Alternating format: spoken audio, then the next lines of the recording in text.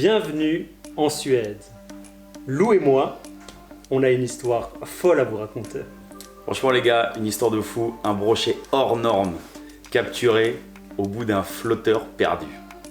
Au milieu de nulle part, trop illogique, mais attendez un petit peu, on vous raconte l'histoire depuis le début.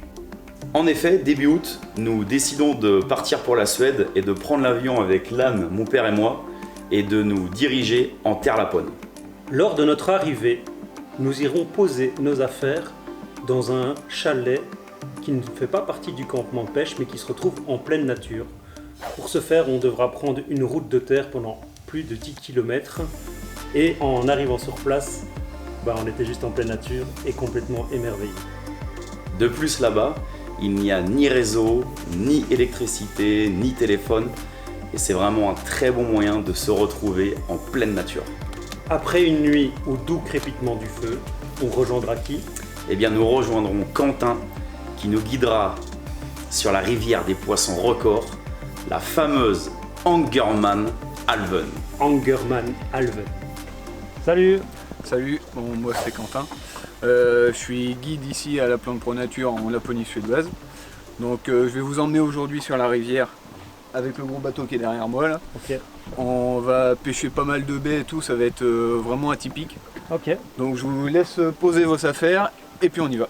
Merci. Donc nous étions partis en bateau à toute allure pour rejoindre des endroits très peu profonds qu'on appelle des zones shallow, remplies d'herbiers. Et en arrivant sur place, un truc de fou. Donc Quentin nous guide en fait sur cette petite baie. On venait juste d'arriver. Donc comme le dit l'âne, vraiment très shallow, environ 40 à 50 cm d'eau. L'eau qui est vraiment très teintée, qui est typique de tout le secteur de chez Lapland. Et puis moi je commence avec une petite frog d'environ 6 à 8 cm. Je lance ça près d'un herbier. Et là je vois vraiment un gros remous. On voit que c'est un beau poisson parce que ça déplace quand même beaucoup d'eau. Un gros V derrière. La grosse vague, le gros V typique. Et là je leur dis, ouais les gars, là il y a poisson, il y a un gros poisson qui suit. On avance. Étant donné qu'on avait une belle éclaircie, on arrivait à bien voir, étant donné que c'était très shallow. Et là on voit ce poisson qui arrive derrière. Je fais une pause pour essayer de voir si ça va le déclencher. Quentin me dit, non, surtout pas, accélère. Je réaccélère derrière, le poisson refonce vraiment sur la frog. Et puis le problème c'est que il vient jusqu'au bateau. À force de récupérer, on arrive au niveau du bateau, je peux plus. Le poisson sort nez à nez avec nous. Nez à nez avec un brochet. Il psychote 2-3 secondes. 1m10. 1m10. Vous nous direz ça dans les commentaires.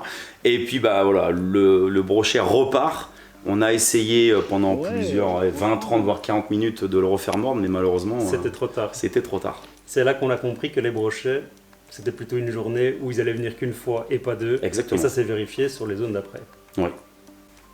Après cette scène de fou, on continue à pêcher ces zones d'herbiers très peu profondes. Et là, on va enchaîner une multitude de brochets calibrés entre 50 et 60 cm. C'est ça. Qu'on va faire sortir carrément des herbiers. On va les prendre dans les herbiers, on va passer au-dessus des herbiers avec des montages texans, etc. On va les déclencher comme ça, on s'amuse comme des fous, on en éclate quelques-uns, c'était vraiment super sympa. On a fait du nombre. Ah ouais, clairement. Et juste après, on a une grosse période d'accalmie. Plus de touches, on déclenchait plus aucun poisson. Et donc là, sous les conseils de Quentin qui nous guidait, il disait les brochets, ils sont toujours là les gars, ils sont dans les herbiers. Mais ils sont plus actifs, c'est-à-dire qu'ils sont dedans, mais ils vont pas monter sur des leurres de surface, ils vont pas réagir au bruit, etc. On va peut-être pouvoir les toucher en périphérie d'herbier, ou bien il faudrait carrément descendre à l'intérieur des herbiers. Et là, à ce moment-là, je change de montage. Vous restez avec les mêmes montages pour vérifier cette information. Et moi, je monte une écrevisse, la Love Bug, et je la mets avec un montage jig avec un petit balai qui permet de passer beaucoup plus facilement dans les herbiers. C'est des montages qui sont fort utilisés pour pêcher le black bass, etc. Mais là, clairement, dans la situation dans laquelle on était, c'était super adapté pour pêcher le brochet. Tu passes partout. Je monte à ça, et là, c'est résultat quasi instantané. Je fais quelques lancers. Et j'ai un brochet qui vient me le chercher sur le fond, malheureusement pas piqué pour le premier, mais j'enchaîne directement avec un deuxième derrière. C'était une bonne technique et on a continué comme ça. À faire encore un peu de brochet.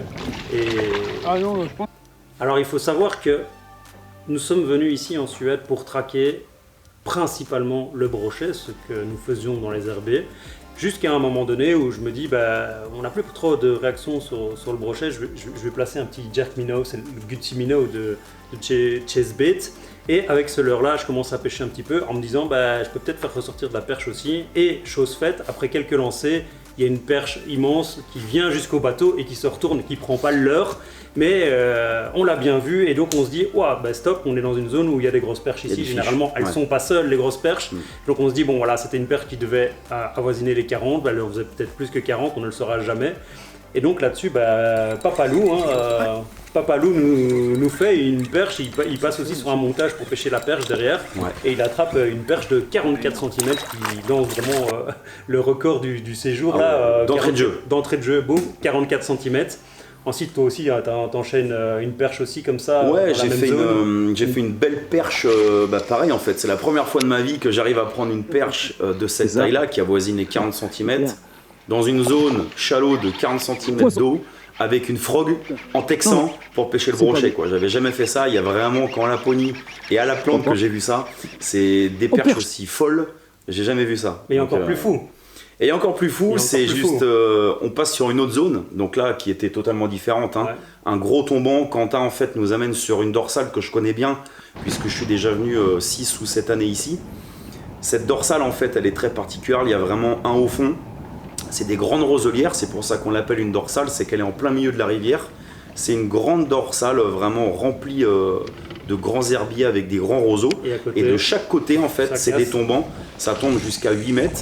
Mais la zone qui est vraiment intéressante à pêcher, c'est justement le pic du tombant face au roseau, jusqu'à peu près les 4 mètres, 5 mètres grand max. Moi, c'est ce que j'aime pêcher. Donc ça passe d'une zone de roseau de 50 cm de fond à 4 mètres de fond et on pêche le tombant entre les deux, quoi. Et donc Quentin nous place vraiment super bien donc, avec le bateau, de manière à faire une super dérive, et on peigne, donc avec l'âne, mon père et moi, on peigne. Zone propice pour attraper. Moi j'ai mon gros leurre, des énormes brochets. Des gros brochets. Sauf que c'était pas le cas. Moi je passe avec mon très gros leurre, c'est le 18 cm. Hostage Valley Shad, 18 cm. Je balance ça sur la pointe d'une des dorsales. Je prends une belle cartouche. J'annonce poisson. Je pense que c'est vraiment un gros brochet parce que j'ai pris une belle châtaigne. Et ça arrive au bateau et on l'entend dans la vidéo. Je suis limite dégoûté les premières secondes parce que je me dis mais non, c'est pas possible, c'est pas une perche avec ça. Et je prends une perche de 44 cm. Elle est magnifique, un bloc, franchement une pizza. Non, c'est une perche. Et incroyable encore une fois de prendre une perche de 40 avec une frog grande comme ça. Et à l'opposé, prendre quasiment la même perche avec une banane comme ça. Alors de 18 cm, énorme, qui est destinée à la pêche du brochet. C'est la Laponie. Ouais, tout est possible dans ce pays. Peu importe le leurre, s'ils ont faim, ça culbute, quoi. Ouais. Et pour enchaîner sur les perches, sur le temps de midi, on a l'air de pique-nique. Et là, Quentin me dit, Len, sors ton leurre à perche parce que ici, juste à côté de l'aire de pique-nique, il y a de la caillasse dans le fond et il y a régulièrement des perches. Donc, mets ton leurre et pêche dedans. Donc, c'est chose que je fais. Je mets le lure Junks, le petit chat de lure Junks en 7,5 cm. Donc, ça fait 3 pouces. Une taille qui permet de capturer des perches, mais des perches, pas des minuscules perches, déjà des perches plus correctes. Donc j'ai ça avec ce leurre-là et je crois que je fais 5 lancers, 5 perches qui avoisinent les 30, entre 30 T'as mis à peu près 3 secondes pour 30-35 cm. J'ai fait un lancer, première perche, et puis je les ai enchaînés, j'en ai fait 5 et après il n'y avait plus de touche derrière. Et on venait de mettre le bateau en plus, on avait fait un boucan d'enfer. Ouais. J'ai fait, je crois, 7 minutes de pêche, j'ai fait 5 perches et puis on a bougé de spots. Et après, il faut savoir aussi que dans cette zone ici en Suède, il y a moyen de vraiment bien s'amuser avec les perches. Il y en a vraiment énormément. Et beaucoup de petites tailles. Bon, alors nous, ça ne nous intéresse pas spécialement parce qu'on pêche ça. Ce qu'ils annoncent petite taille, c'est 25-30 ici. C'est ça qu'il faut savoir. Oui, mais il y en a aussi beaucoup qui sont entre 15 et 20 cm, qui sont au milieu des brochets en fait, qu'on ne cherche pas spécialement. On les voit sur les leurres, tout le temps. Il y avait juste un moment où on avait un gros down d'activité, il n'y avait plus aucun brochet qui mordait, et on était en train de se mordre les doigts, j'étais un peu en déprime là, et sur cette période de pêche là, et donc j'ai décidé de monter le petit Baby Louis qui fait 3,5 cm, donc c'est vraiment un tout petit leurre destiné à prendre des petits poissons. Et voilà, je me suis bien amusé. Vous vous êtes bien foutu de ma gueule avec mon petit leurre. Ouais. Moi, je me suis bien amusé. J'ai fait. T'as rechargé la batterie? J'ai chargé la batterie. J'ai fait une vingtaine de perches en 15-20 minutes là. Ça m'a suffi pour me redonner le moral et puis repêcher derrière, quoi. C'est ça. Alors, si un jour vous venez ici en Suède à la Plante Pro Nature sur cette rivière, il faut que vous ayez le cœur bien accroché. Je vous explique pourquoi. Un coup de carabine et mon cœur s'est mis à palpiter. Je t'avais expliqué. Lou me l'avait expliqué et on arrive sur... Donc il y a plusieurs sortes d'herbiers. J'explique bien. Il y a les herbiers qui sont bien droits dans l'eau, il y a des potamots, il y a des roselières, etc., etc. Et quand on va dans les endroits qui sont un petit peu plus profonds, on retrouve quoi? En fait, voilà, il y a des herbiers en fait, qui sont vraiment couchés par le courant, dans le sens du courant. Donc en fait, c'est des zones qui ne sont pas très profondes, il y a 1,50 m d'eau. Mais l'herbier, s'il n'y avait pas de courant, serait vraiment au niveau de la surface. Du fait du courant, il est vraiment aplati et ça cache les brochets qui sont postés en dessous. Et en fait, j'avais expliqué à Alan, ici, attention, parce qu'à la Plante, la première année, ça m'avait vraiment choqué. C'est-à-dire qu'il suffit de passer les leurres souples ou n'importe quel leurre juste au ras de l'herbier. Vous pensez qu'il n'y a rien et d'un coup, vous voyez un truc sortir comme une fusée de l'herbier et qui vient vous engamer le leurre, quoi. Et juste je lui parle de ça. Le premier herbier qu'on croise comme ça, tu me dis ouais mais tu vas te faire surprendre. Et moi, je vais essayer. Ne connaissant pas cette scène, je me dis bah ouais de toute façon moi je pêche. Et j'ai un coup de carabine, je comprends rien, j'ai un sursaut comme ça et je le regarde, je dis mais non je comprends de ce que tu me racontais et c'était vraiment ça. Le poisson je ne l'ai même pas vu sortir, il est sorti à la verticale de l'herbier. Donc j'avais jamais vu ça, il est sorti à la verticale de l'herbier, donc mon leurre passait au-dessus comme ça de l'herbier et le brochet est venu à la verticale, pouf, il a tapé comme ça, il est sorti limite hors de l'eau avec le leurre, et il s'est pas piqué. C'est la folie. J'ai été juste choqué, mon cœur était limite à l'arrêt, quoi. Donc il faut savoir aussi qu'on a beaucoup pêché cette journée-là dans les herbiers, mais on a aussi été pêché dans des zones plus profondes, hein, notamment la dorsale où on descendait dans 4,50 m d'eau. On a été pêché dans d'autres zones où on pêchait vraiment le cassan, où on pêchait dans plus ou moins 5 mètres d'eau. Mais les résultats n'étaient pas bons, donc on est vraiment retourné dans les herbiers, mais c'est possible de pêcher aussi des brochets. Tout dépend de la saison, la température de l'eau et où se trouvent les brochets à ce moment-là. Nous on a essayé, ils n'étaient pas là à ce moment-là, donc on est resté focus sur les herbiers. Tout à fait. Alors là, c'est un conseil plutôt que je peux vous donner si vous partez comme ça à l'étranger, peu importe la destination. C'est en arrivant sur place, comme on connaît rien du tout, il y a toujours en fonction de l'endroit où vous êtes, des choses qu'il faut savoir, qu'il faut connaître, qui sont différentes de chez nous en France ou en Belgique. Et c'est de prendre un guide de pêche. Clairement, prendre un guide de pêche le premier ou les premiers jours en arrivant sur place, c'est la clé pour ne pas rater votre séjour. Ici, j'ai un bel exemple sur cette première journée de pêche. C'est Quentin qui me dit « Écoute Len, il faut que tu pêches, prends ton leurre, mets-le en texan et à la place de le placer de façon comme ça, tu le mets à plat et tu fais ressortir le texan donc sur le côté du leurre et tu balances dans les herbiers, tu verras, ça va mieux pêcher pour pêcher dans cette zone-là. T'avais jamais fait ça? J'avais jamais fait ça et résultat, je fais un lancer, boum, je prends un brochet. Donc merci Quentin, vous allez pouvoir avoir l'explication en direct. Limite, on pourrait penser que tu ne sais pas mettre un montage texan. Putain, mais c'est gouré le gars. Ouais, on pourrait croire que j'ai mal monté mon leurre, mais non, c'est bien monté pour ce spot-là de pêche, quoi. Ah, c'est ça. Et deuxième exemple, c'est en étant en train de pêcher, j'avais un gros down là, donc toi tu faisais des poissons avec le hostage volley chat de 18 cm. Toute la journée. Et moi derrière je faisais pas de poissons et Quentin m'a dit Hélène, il est temps de changer, il est temps que tu mettes autre chose. Et je pense que c'est ton coloris qui n'est pas adapté là pour la zone, donc change de leurre et change surtout de coloris, mais moi un coloris orange s'il te plaît. Donc bien sûr j'écoute, je place un hostage volley chat, donc le même leurre que toi, la vibration elle était bonne. Je prends le 14 cm, donc la taille en dessous, et je mets un coloris orange, la truite orange. Et même chose, premier lancer, boum, je fais un brochet, et j'en enchaîne encore un ou deux après derrière dans les herbiers. Donc vraiment les conseils comme ça qu'un guide de pêche peut vous apporter, c'est vraiment très important. Je parle de manière générale pour toutes les destinations. Bien sûr.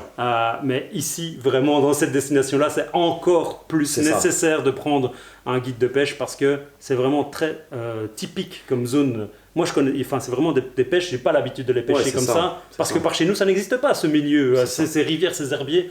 Donc, vraiment, et surtout, un gros conseil. Lorsque vous venez sur des séjours qui sont courts, par exemple une semaine, C'est vrai que ça vous permet, comme dit Lan, de vraiment optimiser vos jours parce qu'on le sait très bien, déjà une semaine de vacances ça passe vite, une semaine de vacances de pêche ça passe encore plus vite. Bah oui. Donc c'est vrai que si on n'a vous pas pouvez... beaucoup de jours de congé. Voilà. Et en plus, ça nous coûte de l'argent. Donc si on loupe notre séjour, on a tout raté. Donc si vous pouvez éviter, entre guillemets, de perdre 2-3 jours à comprendre comment ça fonctionne, c'est quand même super sur une semaine de pêche d'avoir tout de suite les infos.